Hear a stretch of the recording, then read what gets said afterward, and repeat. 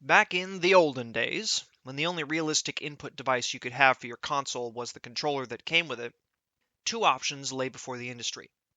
Relegate shooters to PC, where the player could use a mouse in order to properly and precisely aim their shots, or find some way, somehow, to make a shooter work even when forced to be played with analog sticks. Money spoke, and the latter was chosen, and the solution they found was to sidestep it, to avoid the issue. An analog stick can make large sweeping moves, but is atrocious for making fine adjustments. So, let it make those large movements, and relieve it of the burden of needing fine adjustment at all. Eliminate fine aim adjustment from the game entirely, thus avoiding the pitfall of trying to aim with an analog stick. How? Well, by not requiring such inputs to be made at all. Let the game handle that itself. The player will do the best they can with the tool they have, and the game will take it from there.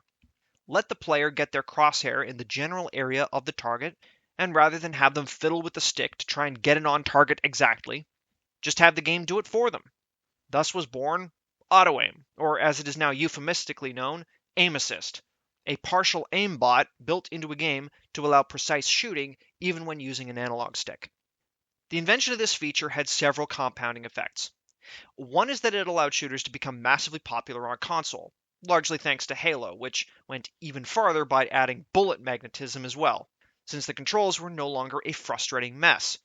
Following from this, a large number of people became comfortable with stick and auto-aim shooter controls. I know this scheme is usually called dual stick controls, but that hides the fact that auto-aim is a major component of them. This incentivized game publishers to prioritize console shooters as the audience was larger and therefore the profit potential higher. Mainstream shooters thus became dominated by console players using sticks and auto-aim as opposed to PC players using the more precise mouse. And the popularity of these games continued to balloon because, in an ironic twist, the addition of auto-aim to otherwise garbage stick controls combined with the ease of entry for console gaming made shooters themselves very, very easy to get into. Regardless of your skill in aiming, the game was going to do the hardest part for you, so all you needed to worry about was the broad strokes and everything besides aiming, thus lowering the skill floor for shooters significantly. When everyone has effectively equivalent aim once auto-aim kicks in, the game is no longer testing the player's ability to make precise shots. They don't need to, and to be fair, so long as they are stuck with an analog stick for camera control, they can't anyway. Then came the Wii. Let me be crass, Nintendo are fucking retarded. The entire console was a gimmick from the ground up, and all thought and effort went into its creation, rather than its implementation. Nintendo had no coherent idea for what to do with the Wii's motion controls, and in the vast majority of cases, it ended up being a tacked-on afterthought that could just as easily have been axed and the game played with a normal controller. The controller itself, split between a one-handed thumbstick controller and a motion control remote working in tandem, was awkward as fuck to use. The company's insistence on retaining a family-friendly, read made for children. The term family-friendly has never been anything more than a marketing gimmick to try to convince parents they won't be totally bored or cringing to death from having to sit through their kids' media with them. Reputation meant that the most obvious use for motion controls was barely realized. Camera control. Specifically, fine camera control. You know, that thing that analog sticks are bad at. If you can literally point at exactly where you want the camera to look, then you can, naturally, point exactly where you might want to aim in a shooter. But did Nintendo market their fancy motion control-centered console as a cure to the ails of analog sticks and the future of shooter control schemes? No, they just kept converting game actions you'd normally perform with a button press to requiring you to shake the fucking motion controller without actually having to point at fucking anything, and promoting waving the fucking thing around to try to mimic swinging a tennis racket as a great way to get grandma off the couch. It didn't help that the Wii was underpowered as shit and couldn't actually run any modern shooters without massively downgrading them, meaning that even those that did get Wii releases were usually played by almost no one. Now, it was clear if you did play one that aiming with a motion controller was a massive upgrade from an analog stick, but most people wouldn't care because it looked like you were playing a last-gen game. The lacking hardware and Nintendo's literal ignorance of the genre meant shooters never took off on the Wii, and the perception fans of the other consoles had of the Wii was that it was an underpowered gimmicky toy for kids and wasn't cut out for serious, real gaming, which just means games they liked played by people they approved of.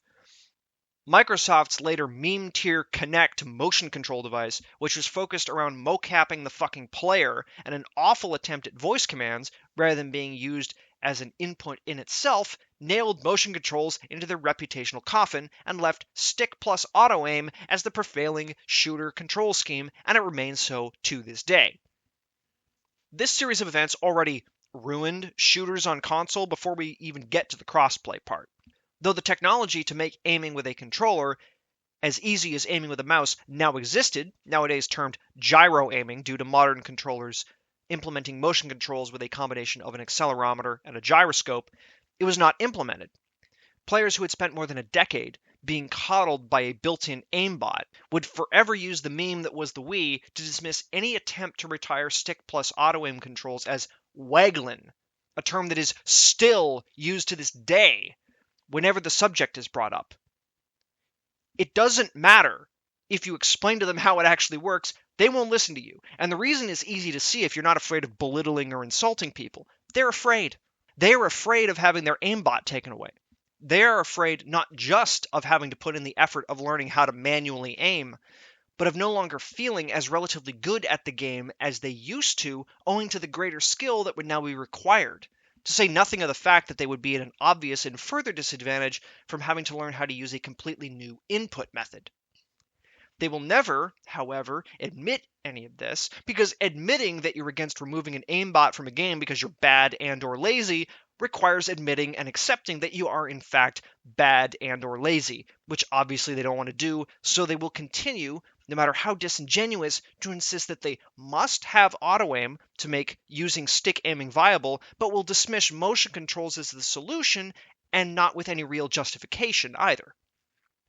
Simple unjustified mockery is usually enough for them. To be fair, there is no coherent argument against implementing them that doesn't involve admitting you like the aimbot independently of needing it to compensate for the stick's shortcomings, so it's not a surprise they have no real argument. But it is nevertheless fascinating and infuriating to see how paper-thin a veneer people need in order to commit to such a self-delusion. There appears to be no arguing with it, not that I've ever seen. It would require game developers to force the issue, to tempt players with games they want to play, but have those games require them to use gyro aiming, for there to be any chance of such controls taking off, and there is literally no financial incentive to do this. Nintendo has. Look at Splatoon. But again, Nintendo is not shooter central, and their consoles are still outdated crap with meme controllers that can't run current gen games. Sony made the DualShock 4 and DualSense motion controllers, but even their own games barely use the feature, and their first-party offerings aren't mainstream multiplayer shooters anyway. Some games, like COD and Fortnite, do allow for it, but it's not the norm, and it's not competitive even where it is available. The reason for that is that manual aiming cannot compete with modern auto-aim. The rise of crossplay highlighted the issue starkly. Controller auto-aim had been made so powerful that mouse players found themselves uncompetitive once forced into an environment where large numbers of people were using it. You could always use a controller on a PC, of course, but few did, especially for shooters. Once the PC and console populations were merged, however, it became obvious rather quickly that you could not outshoot the aim assist with a mouse, because the aim assist was basically perfect. It almost entirely neutralized recoil, eliminated any need for micro adjustments, and tracked targets very consistently, especially in games like COD, with absurdly powerful rotational aim assist that could basically turn a player into an aimbot turret so long as they were moving. Even if one did want to risk the wrath of bad and lazy players by trying to take this away from them, publishers can't without suffering the wrath of Microsoft, itself a massive publisher, so there's no chance of any of their games daring to. Microsoft is not bothered with motion controls since their stupid Kinect. Their controllers do not contain gyroscopes and accelerometers, meaning that even if motion controls are implemented into a game, an Xbox controller cannot use them. As such, games that do not want to shun the Xbox audience entirely must have aim assist, because that is all the controller can support. And the problem there is that, as said, mainstream shooters are all multi-platform and would never dare to exclude the Xbox from their potential customer base. Therefore, no mainstream shooter can currently be made without aim assist, and so it will always be the competitive option. Competitive shooter players, by and large, no longer use mice. Analog stick controls come with an aimbot, and the aimbot is obviously better at aiming than they ever will be. If all you care about is winning, then that's obviously what you use. The same applies to gyro, as, like a mouse, it is a manual aiming method, and thus will never be granted the supplement of aim assist for the sake of balance, which is just code for keeping lazy people who refuse to use any input but an analog stick happy by keeping that device preferable. Naturally, if you added aim assist to an already superior aiming input like gyro, it would become the superior option. As a result, the efforts of people like JibSmart to mainstream gyro through games like Fortnite are in vain. There is a perfect circular logic loop keeping stick plus auto aim controls on top that would have to be forcibly broken for their own sake, something that devs of mainstream shooters backed by shekel hoarding publishers will never do for fear of alienating all the customers they've accumulated over the years by making the skill floor for shooters as low as it is using tools like auto aim. Microsoft, certainly, has no incentive, and so their controllers continue to lack even the ability to use motion controls, which then gives devs an excuse to never standardize motion controls for the sake of not pissing off everyone using an Xbox controller, which is the Xbox crowd and a significant portion of the PC crowd as well.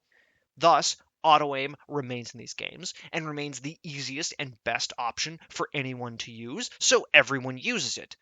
This further cements people's comfort with that control scheme, making them even more resistant to change, and also never allowing anyone younger and potentially less stuck in their ways the opportunity to learn to love, and then push for the standardization of, gyro aiming, leaving mainstream shooters in a perpetual loop of cultivating a fan base made up of people who are used to being handed victory by a built-in aimbot and resisting any attempt to change this state of affairs. People who value the cultivation and expression of manual aiming skills are thus shunted off outside mainstream shooters, forced to play either hardcore tactical multiplayer shooters or any number of frenetic single-player indie shooters. This is the position I find myself in, and since I'm not much of a fan of multiplayer tactical shooters, that means I really only play single-player shooters these days. They're games where I can escape the frustration of losing gunfights to an aimbot that the asshole using it will insist not only that he must have, but that I am the bad player for losing to it, never admitting to using a crutch, never admitting to using what is essentially legal cheating, all to preserve the ego he's built up in his own mind about being good at shooters that has been artificially cultivated by the existence of that very aimbot in the first place. It is a sad and pathetic state of affairs. But the problem is that I am massively outnumbered and thus outspent. The money talks.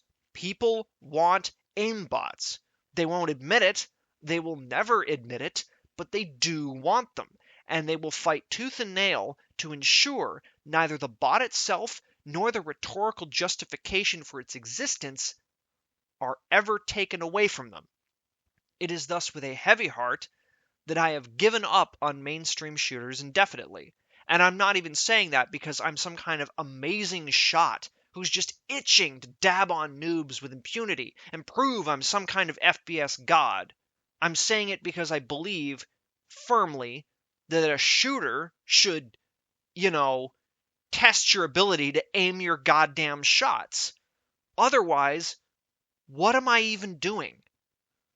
I never thought wanting shooters to test one's aiming skills would ever become a niche opinion, given how totally at odds eliminating that test is with the entire conceit of a shooter, yet here we are. Lowest common denominator strikes again.